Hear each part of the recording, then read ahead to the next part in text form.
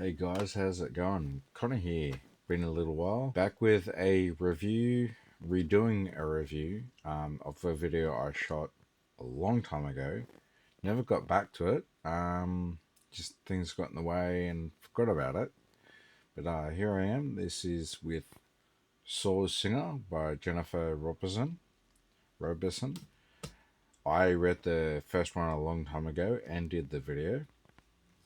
And just wanted to do this one little visit as well. This one continues almost, within about 3 or 4 months of the first one finishing, which was Sword Dancer.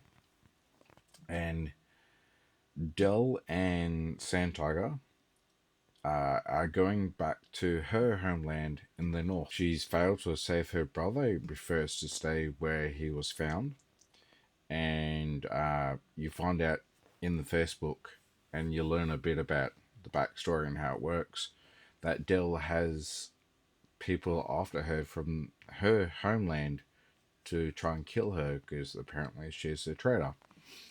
And so she says, I have X amount of time and I can go back and appeal my case to like this Council of Elders. And Santiago says, I'll help you, or because it's told first person narrative. He thinks he's amazing and all women like him. He's absolutely attracted to her and thinks the more he stays with her, he'll eventually break her down and get her to like him. And so the first book was, a lot of it was trying to get through this, real deadly part of the desert. And this one is traversing through the north to eventually get to where Dell came from.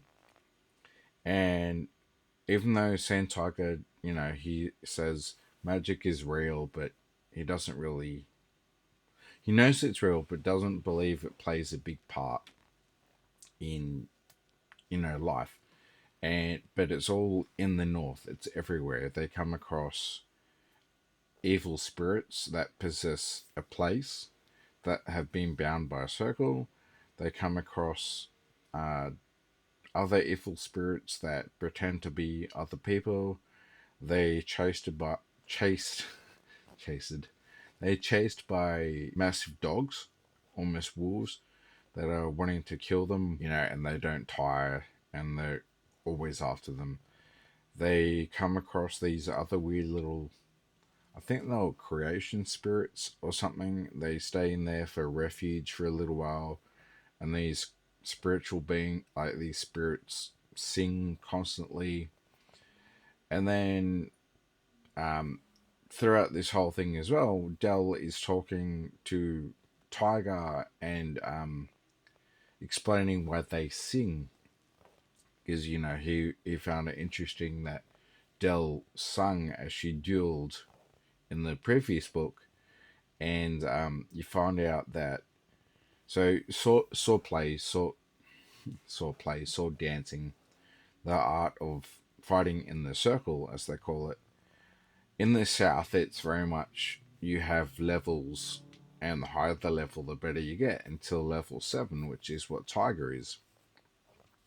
But you find out too, like she reveals more of her culture and their beliefs to him, that in the North, sword singing and sword dancing, which are an intertwined way of life and art and what they do, is a very big part of who they are. It's very spiritual.